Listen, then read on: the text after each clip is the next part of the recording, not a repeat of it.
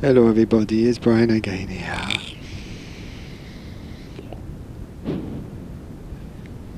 I'm just having a smoke on my players here.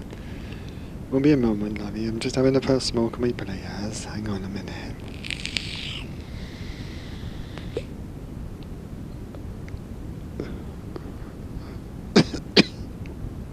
Oh. Yes. Oh, it's better. I feel better now. I've been very stressed, you know. Very, very stressed indeed. As you know, we've had a little bit of trouble with Mrs. Williams' cat, the tabby, up in the woods. And, oh, blimey. I've got a day or two of it to do it. So we're only going to relate it to you now. And just tell you what happened, as it happened, in the order that it happened. As far as I can remember it happened, in whatever order it happened. Well, you'll just get it in the order that I remember it in. Whether it happened in that order or not, I don't know. To be honest with you, I lost track of things a long time ago. A very long time ago, to be honest with you. Hang on, I'm just going to have another one of my players, hang on.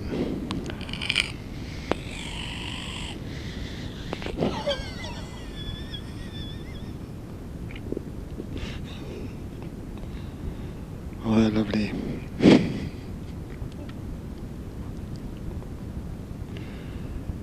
A lovely high tower. Lovely high tower. Is what you need though in the high tower. You need a high tower down in the Rhondda Valley. Because you get very cold air down here. You get it's the wind trap, you see.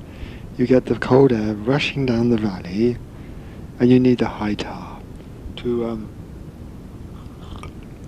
you need a high tower to offset the dampness rising off of the moisture of the moors. And the high tower insulates your lungs, you see. That's why everybody smokes either woodbines or players down here. That's why, you know, the bloody lorries are constantly coming up the Rhondda Valley. Great big juggernauts full of players and woodbines. It's just to keep everybody healthy. Because we all smoke. Because everybody smokes, really. Even Auntie Gwyn. Everyone does. Even the Reverend Thomas. I mean, well, that's no surprise, is it?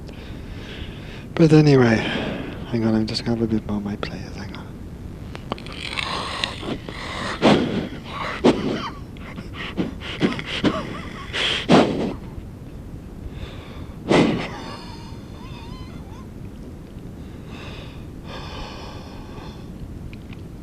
Oh, that's better. Oh, it makes you feel much better, you know. I got 10 players. I went down to a newsagent this morning. I got them from Mrs. Jones. Yes, I did. She's lovely. She's doing very well. Yes, she is. She's doing very well. She's very pleased with the way things are going with me and the Stones. And we got a new hit single, Hey You, Get Off of My Cloud. If you don't, because you don't belong here. That's what it's called. Hey you, get off my cloud, because you don't belong here. You belong somewhere else, in brackets. Yeah.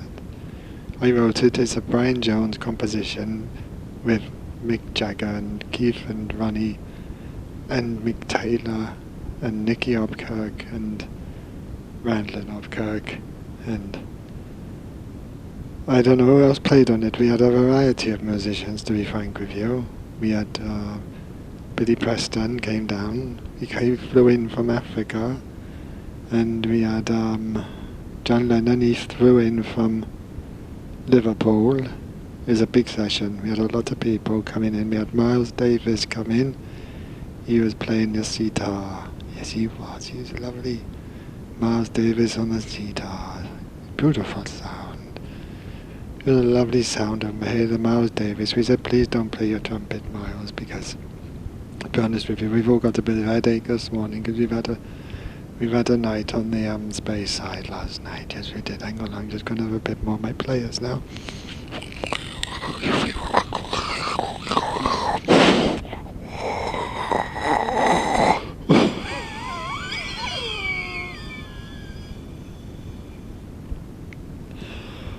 Oh, it's lovely. Oh, that's much better. I said to him, Miles, please don't get your bloody trumpet out. We don't know any of that stuff. It just... What are we going to do with him, Keith? Miles Davis has turned up with John Lennon, We don't really want him here, but what are we going to put him on the sitar, said Keith. Put him on the sitar, we'll keep him quiet and put him in a booth in the corner. He won't know where he is, he doesn't know what he's doing anyway, unless he's got a, he doesn't even know what he's doing when he's got a trumpet in his hand. Miles Davis, he's very overrated. I like Kenny Ball, frankly. If we could have got Kenny Ball down to the session, that would have been lovely. That would have been lovely. We could have done Midnight in Moscow together with Kenny Ball and his triumphant jazzmen. And they are triumphant, let's face it. They triumphed a long time ago. And that's beautiful. Yes, it is. It's lovely. I'm going off the beaten track a little bit though, I think. Where was I? I was talking about the juggernauts coming down, full of woodbines and players, because of the mist rising off the moors, and you have to, because the Rhondda Valley's in a sort of, it's not in a time warp, but it's in a kind of weather warp, if you like, because there is I think they call it a microclimate these days. Yes, they do, a microclimate. A microclimate. It's a pity, but I don't know what the bloody hell they call it a microclimate for. It's just a valley, and all valleys are the same. You get the cold air rushing down. You get the condensation rising up off the moors. Everyone heads to the newsagents to get the cigarettes. It's been happening since time immemorial. Well, at least since Walter Raleigh brought the tobacco back to England. He brought 200 Rothmans with him back to England from Jamaica or the West Indies or something like that. I think it was Rothmans he brought back. He brought back a 200 packets, 200 fags. That's 20. It must have been more than that, because if there's 20 fags in a pack, he brought home more than 10 packs. I know that because I read it in a history book. I read about. Yes, I read in a history book about Elizabeth I. Yes, she was lovely. She was quite a lady, to be honest with you. And I was reading a lovely little history book about her. I had nothing else to do. Well, I read the first 15 pages and I got bored, lost interest, to be honest with you. But it mentioned Walter Raleigh bringing back these packets, 200. It must have been a packet. It must have been a big box full of 200 packets of 20 Rothmans. So that's 100 times 20 is 2,000. And then if you double that, I reckon you get about 4,000 Rothmans. And Walter Raleigh came back on his ship, the Golden Hind. Yes, he did, a lovely ship. It's a beautiful galleon. Oh, you should see it. I've seen a postcard of it. It's docked down at somewhere like Plymouth or somewhere like that. I don't know where it is anymore. It might be London, it might be anywhere. God, it might be at the bottom of the sea, I don't bloody know. The Golden Hind. I don't know why they call it the Golden Hind, but they called it the Golden Hind anyway. Perhaps it was golden, and perhaps it was the hind of the ship is, I don't know, they call it the aft, don't they? Is aft and starboard, port and starboard, left and right, aft, forward, stern. Ah, they'd call it the stern, the golden stern.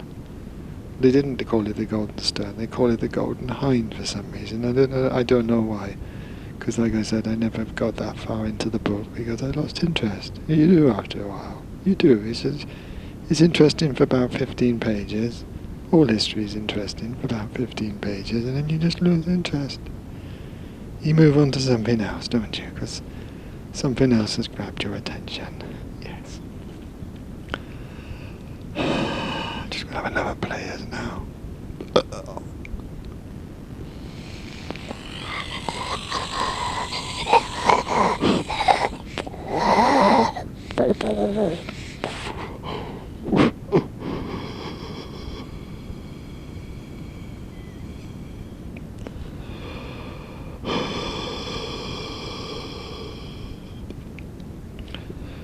Oh yeah, that's lovely.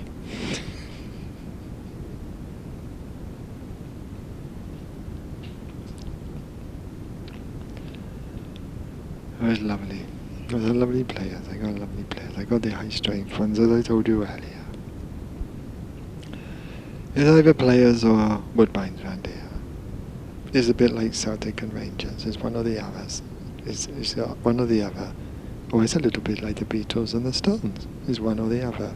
Unless you put the tremolos in there at some point, and then it kind of mixes up the equation a little bit, and you've got tremolos, Beatles, Rolling Stones. Who's the best? And I suppose it depends on what sort of music you like. Yeah. I'm not really into that or that sort of thing, to be honest with you. But Herman's Hermits, I'm a great friend of Peter Noon's, actually. He come down here sometimes. Yes, he does. Peter Noon. He's a lovely man. He did that lovely song, Chipping Away at the Stars. Chipping away at the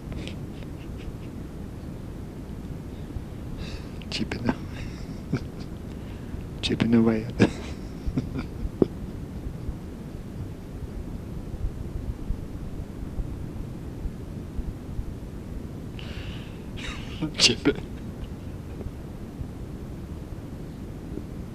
chipping away at the stars.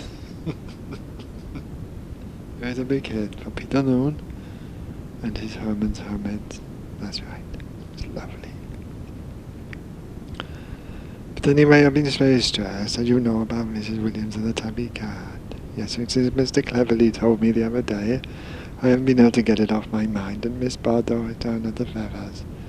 And she's been making herself known a little bit. She's ventured out of the room now, and she's gone down to the dining room. She's had some dinner and things like that, and she's keeping herself to herself, and by all accounts she's not going to be here very long, but she went down to the pet shop and she got a cat box, and she's determined. She's absolutely determined. You know what these French are like. Absolutely determined to get that tabby by hook or by crook. Or crook or by hook. She just doesn't fucking care how she gets hold of it. She just wants that tabby. I don't know what's wrong with her. It's only a tabby cat. But either way, she's got it in her head. She got to take it back to France and continentalize it and put it in a bloody animal sanctuary, and I don't know why. And then Anita came down yesterday morning. Oh my goodness me. Oh, Anita turned up in her Alfa Romeo. Yeah, she did. She was in her Alfa Romeo convertible with the roof down, and lovely. All the wind going through Anita's hair. Like I stood out, I looked out the window, and if she was drove past, I knew she was beautiful. I said, "Oh, Mum, Auntie, Mum, Dad, Anita's here. You better hold on to your hats. You know what happens when Anita comes." They said, "Oh, don't worry, Brian. We're used to Anita. We know what it's like.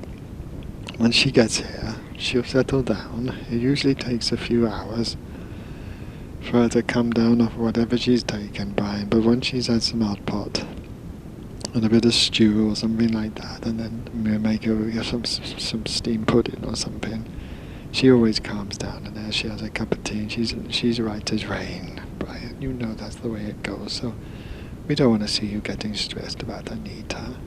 "I know, Mum and Dad," I said, "but you know I've got this extra problem now about the tabby cat, and Anita's going to go bonkers. She's brought down the cod nuggets from Kensington. She loves that tabby cat. She's a great animal lover, but she doesn't want to start up an animal sanctuary. I mean, you know, you can take things too far, can't you?" My mum and Dad said, "Yes, I think Brigitte Bardot's taken things a little bit too far. Starting up, and it's all very well to start up an animal sanctuary. Go and do it if that's what you want to do, and do it in France, but don't come over here to the Rhondda Valley taking our animals to fill up your bloody animal sanctuary. It's not on, is it?" I said, "No, it's not on, Mum." So Anita turned up, and she was, oh my goodness me, I don't know what she'd taken. I think she'd had some acid. It was 8 o'clock in the morning, and she was obviously coming up on the acid. She was running around the garden. Yes, she was running around the garden, jumping up and down as you do, as she does. As you know Anita. She knows what she gets up to. She's running around. She's taking off all her clothes as usual, running around the garden, jumping over the edges and laying in the flower beds, getting all mixed up in the dahlias and that sort of thing. And Mum was tearing her hair out because she thinks a lot about her dahlias, to be honest with you, but she knows at the same time what Anita's like, and she's laying in the dahlia bed looking up at the dahlias. And she said, Brian, just leave her there, she'll be alright for a little while, just leave her, just let her have a little trip for a while, and it won't be long before the acid wears off and she can come in and have some steam pudding. And I got a lamb casserole in the oven, she can have that, and that'll just bring her down, ease her down nicely, and then when she's nice and mellow, you can give her some barbiturates and tell her about the tabby cat. I said, that sounds like a good idea, Mum. Thank you very much for the advice. It's much appreciated. That's what I'll do. I'll let Anita lay there in the dahlia bed. She's looking up at the multicolored dahlias, and obviously she's tripping away, and she'll be like that. She'll be out there probably comatose, naked, looking up at the dahlias for the next 4 to 5 hours, I think. I think I'll just go and have a lie down, Mum, and if you see any change in the situation, just come and wake me up. And then we sort it out from there. But have some barbiturates ready, put them in her tea, can you, with a couple of sugars, and then it'll calm her down, mellow her down just nicely, and I can tell her about the tabby cat. Because she's not going to take it very well, especially now she's got the cold nuggets, and God knows what else she's bought as well. I know, it's terrible, isn't it? And so we left her there, laying in the dahlia bed. Yeah, she was laying in the dahlia bed, she was happy as Larry, and then in about 5 or 6 hours, it was 8 o'clock in the morning, she arrived, and so what time would that be? About 1 o'clock in the afternoon. She appeared at the kitchen door. Yes. She was happy. She's coming down. She put some clothes back on. And she said, "Oh, Brian, it's lovely to see you again." She doesn't talk like that, to be honest with you. She doesn't talk in a Welsh accent. It's more like, "Brian, very, very nice to see you again." Because she's got a German accent, but it's Italian as well, because she's an Italian model. She's half Italian, half German. And I swear she's half something else as well, but I haven't got a clue what that could be. I don't think it's been invented yet, what the other half of her is. It's a thing from the future. That's what it must be. It must be some sort of thing from the future that's come back in time, as is sort of taken root in Anita. And it's a thing from the future. It's a thing from the future that's come back, and it's in Anita, and it's complimenting her half Italian, half German, and half something from the... No, that would be a third then, wouldn't it be? So she's a third Italian, a third German, and a third something from the future, which none of us know what the bloody hell it is. Because you've never seen anything like it before in your life, and you're never likely to see anything like it again, I promise you. She's a third Italian, third German, third something, some unknown quantity that's come back from the future into the past, which is the present now, and it's taken root, it's taken, I don't know what the word is, it's made itself at home, let's just put it that way. It's made itself at home in Anita, and she seems happy with it, and the quantity from the future seems happy with it. And on a good day, I'm happy with it. On a bad day, I'm not so happy about it, but it's worth it in the end. It's because she's a lovely girl. Oh yeah, she's a lovely girl, yes, I tell you. Oh, she's a lovely girl, Anita Ballenberg. Yes, she is. And so she turned up at the kitchen door, more or less fully clothed. Mum said, "Hello, Anita, it's lovely to see you. Have you had a nice trip?" Anita said, "Oh, it's been lovely. Well, lovely. I'm not going to bother doing the Italian-German thing from the future accent, because it just gets a bit stupid, really, because I have to keep going into a different voice then.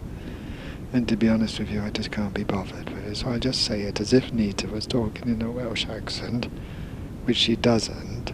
So if you bear that in mind as you're listening to the story, my mum speaks in a Welsh accent, and I speak in a Welsh accent. Anita doesn't speak in a Welsh accent, but for the purposes of this recording, You just imagine that she's speaking in a Welsh accent, but imagine that it's spoken in a German, Italian accent with a hint of something that's come back from the future and made itself at home in Anita. Yeah? And if we can do that, then everything will go swimmingly. Yes, it will. Absolutely beautiful, I promise you. You don't have to worry about a thing. No, you don't. Not a thing. I don't worry about a thing, do you? I suppose you do, because a lot of people do worry about things, and I'm not putting them down because they worry about things. Some people are born like that. They're born warriors. As they are. They can't help it. Just as much as I can't help not worrying about things. But I do worry about things sometimes, because, to be honest with you, if I'm analysing myself a little bit, I'm obviously worried about the tabby cat and Anita's reaction to it.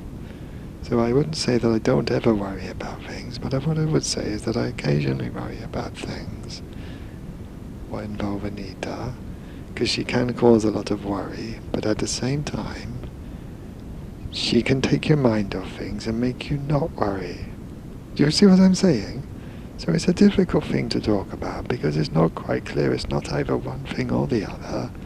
It's a mixture of different things, which things often are. Things often aren't as clear-cut as you think they're going to be, and they're not as clear-cut as they are written down and told you, and people tell you that the things are what they are, that it's clear-cut, that something's this or something's that, and it's often the case that it's not. It's not either one thing or the other, but it's some sort of percentage this and some sort of percentage the other, mixed together, making a new thing, which is nothing to worry about.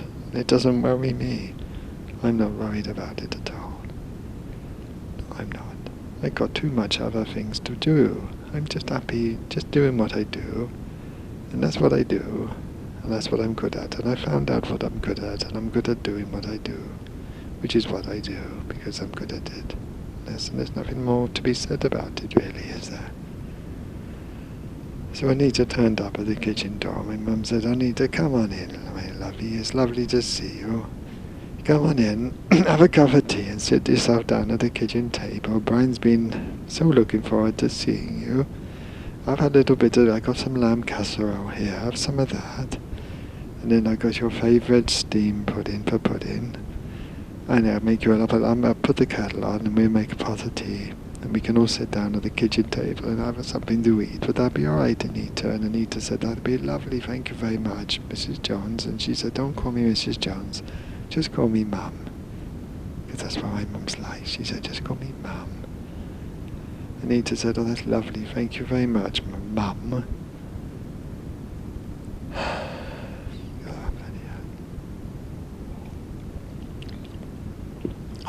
I will sit down and I will have some of that lamb casserole, because it smells absolutely delicious. Mum, thank you ever so much. I've driven all the way down from London. I started off at 4 o'clock this morning, and I took a trip about 5 o'clock at the service station between Cardiff and Swansea, and then I can't remember anything else that happened. So it's lovely to come out of that and straight back into something as beautiful as a lamb casserole. My mum said, "I thought that would be the case, Anita. It often is the case when you've come in off a heavy trip. All you want is a little bit of home cooking. Just nothing else, just a cup of tea, a hot pot or a lamb casserole, preferably with dumplings. Not too much herbs. No, we don't want any of that puffy stuff in there. None of that sort of thing. Not too many herbs, but a little bit of herbs, but nothing special. Just some oxo cubes and some potatoes and carrots and onions. A lovely little bit of gravy. I had plenty of gravy, actually, to be honest with you. And then you lay the potatoes on the top and then chuck the dumplings on towards the end of the cooking, and everything sort of absorbs the food and it absorbs the flavours and that sort of thing. And you got enough oxos in there, you'll be away, nothing to worry about, and and then you just pop it out, get it out the oven, pop it on a plate, and then there you are. It's beautiful. It's a lovely casserole or hot pot or whatever you like to call it. I think some people call it a cassoulet. If they're French, if they're into the French cooking, they call it a cassoulet. But I don't know about that. That's just something I heard down in Cannes. I was down in Cannes with Anita for the premiere of Barbarella. Yes, Barbarella, because Anita was in Barbarella. Yes, she was. She was in a beautiful film called Barbarella. Not about barbers. It's not about Barbara. It's about Barbarella, and Anita played something in it. I can't remember because I was a bit bored, to be honest with you, and I fell asleep. But don't tell Anita that. I did, but it was a good film. But I've sort of heard it as a good film. When we were down there, and we went into a cafe, we wanted something to eat. I just wanted egg and chips, but Anita wanted something a little bit more hearty. She said, "Have you got any cassoulet?" I said, "What's a cassoulet, Anita?" She said, "Brian, it's just a casserole. It's just a cordon bleu casserole. Cordon bleu is just like haute cuisine, Brian. I know you don't know about this other thing down in Wales, and it's not detrimental to you, Brian. But it's European and it's continental. Just eat it up, and it just tastes like lamb hot pot to you, and it just tastes like lamb hot pot to me, just like what your mum makes. And I wouldn't worry about it if I were you, Brian. I don't want to see you worried. You look tired enough as it is." I said, "But I am a little bit tired, Anita. I've been recording a lot of music with the Stones just lately. We've been recording the Beggars Banquet album." Yes, right, the Beggars Banquet album. And we've been recording Sticky Fingers. That's a great album too. And we've been recording the Satanic Majesties. Yes, the Satanic Majesties. We're recording 3 albums all at the same time. And none of us can remember which song goes on which album, and I haven't got a clue, and neither has Keith, because Keith's as out of it as I am. And I haven't got a bloody clue what they are, but somebody's taping them, and they're all down on tape somewhere, and we'll just put them out somehow, one other way or the other, and leave it down to the record label. They'll sort it out. Nothing to worry about. As usual, nothing to worry about. Not at all. Absolutely nothing to worry about. I'm absolutely not worried, as you can tell. Yeah. And so, hang on a minute. Hang on a moment. That's better. Just open the fridge. Oh, blimey. Blimey. That can be so stressful at times, can't it? But there's nothing to worry about. Yeah. Got all the tape recorder in one hand. Not open. Oh, goodness me. A little bit of Glen vodka in the glass there. Just a little bit, just a little smidgen. Not too much at all. Nothing to write home about. But then again, nothing not to write home about either. You could write home about it if you wanted to. You could just make it a little one-line thing, mentioning the smidgen of Glen vodka. It's beautiful vodka, actually. It's made in Glen, which is a moorland in Scotland, down by a loch. Yes, it's beautiful. A little bit of Schweppes tonic water there. It's beautiful. Lovely. Now what I'm going to do now, I hope you don't mind, but I'm just going to have another bit of my players, and then I'm going to have a little drink of the Glen vodka, which is beautiful. Beautiful Glen vodka. Made in the heather. It's made from heather.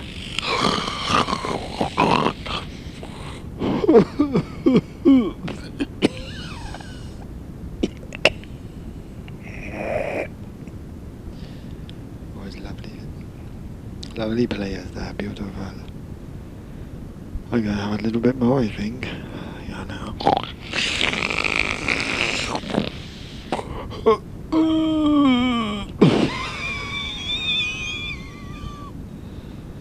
Oh, it's lovely. Oh, Mrs. Jones, she does get the best players in. When she gets them imported, they haven't got no filters on them. That's what makes them so nice. No filters at all. so you get the tar straight down into your lungs, offsetting the moorland peat aroma that comes with the moisture condensating when the temperature above the ground mixes with the temperature off the ground. The two temperatures mixed together, they cause a condensation which gives some people pneumonia and bronchitis and things like that unless you smoke. And so that's why everybody smokes around here. Players or woodbines, and that's why the juggernauts are coming in. Sometimes 5 or 6 juggernauts a day. They're always down here. Offloading, you get thousands of cigarettes on a juggernaut. And you can imagine, you probably get millions, to be honest with you. But they're usually all smoked by the next day. It's a constant supply we need down here in the Rhondda. Lovely stuff, and Mrs. Jones always makes sure she gets the creme de la creme, as it were, of the woodbines and the players. She does get silk cut in, all those sort of things in as well, but that's more for the youngsters, because the youngsters have built up a certain immunity to the condensation that rises from the moorland and in the valley, with the cold wind rushing down. They have built up a certain immunity to that, so they don't need such a strong cigarette. No, they don't. No. They don't need such a strong cigarette. I wouldn't say even that I need it, but I just like it. I just love it. I love it, and Anita loves it. She can't get hold of the same quality strength of a cigarette in London. No, she can't. She just has to smoke Camels or stuff like that. She likes Gouva. I like Gouva, but it's a bit French, isn't it? To be honest with you, it's not right, and it's not normal. And to be honest with you, I'd probably get beaten up if I was smoking a Gouva around here. I don't want that.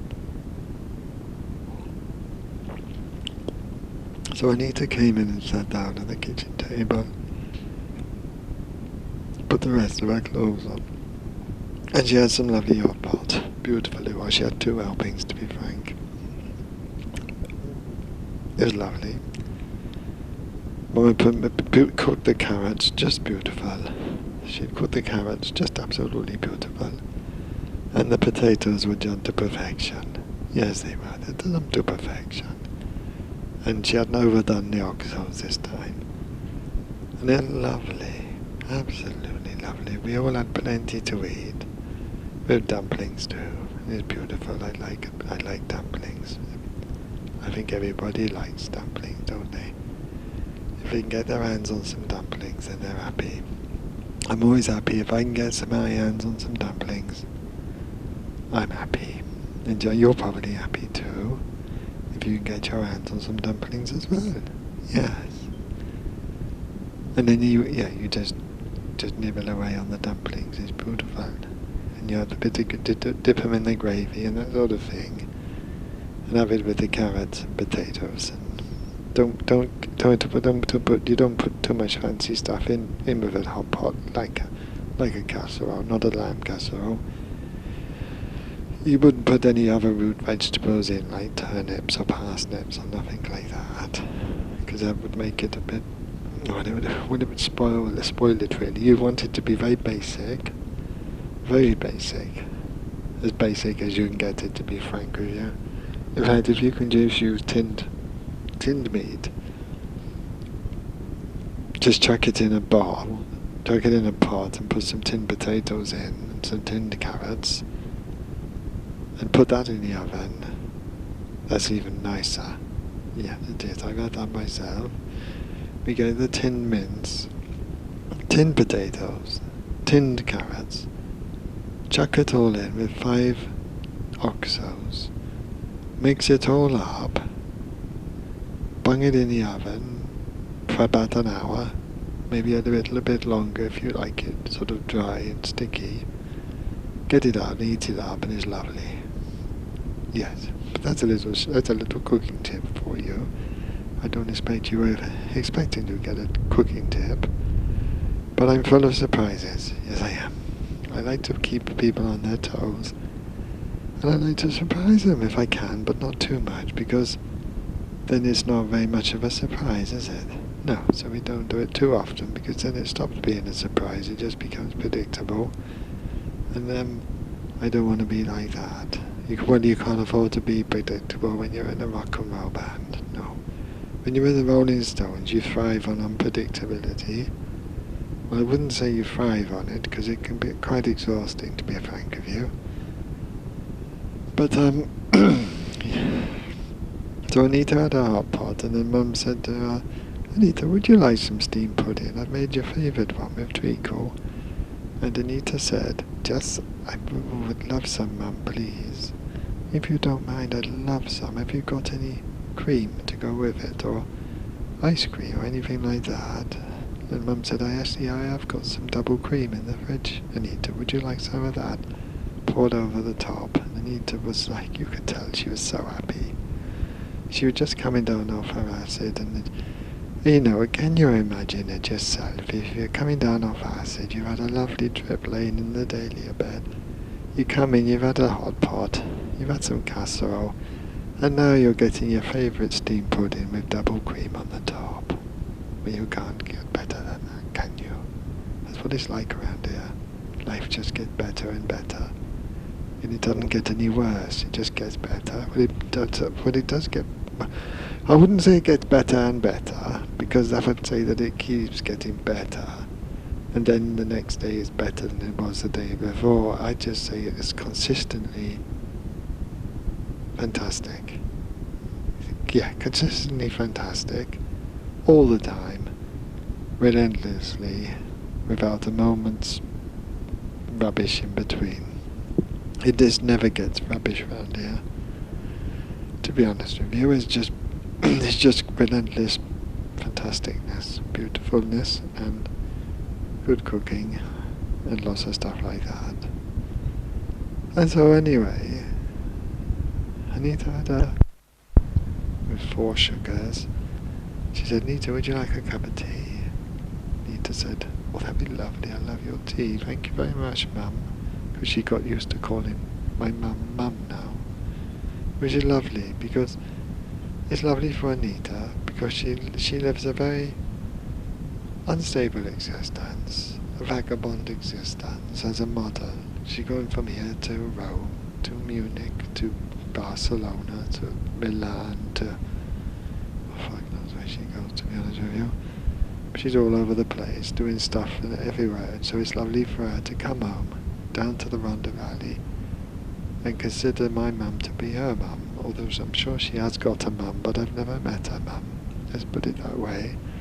And my mum is like her mum now, and so she has that, and that's lovely. And she has her favourite steamed pudding with double cream on top, followed by a nice cup of tea with 4 sugars and a couple of barbacoa crushed up inside it.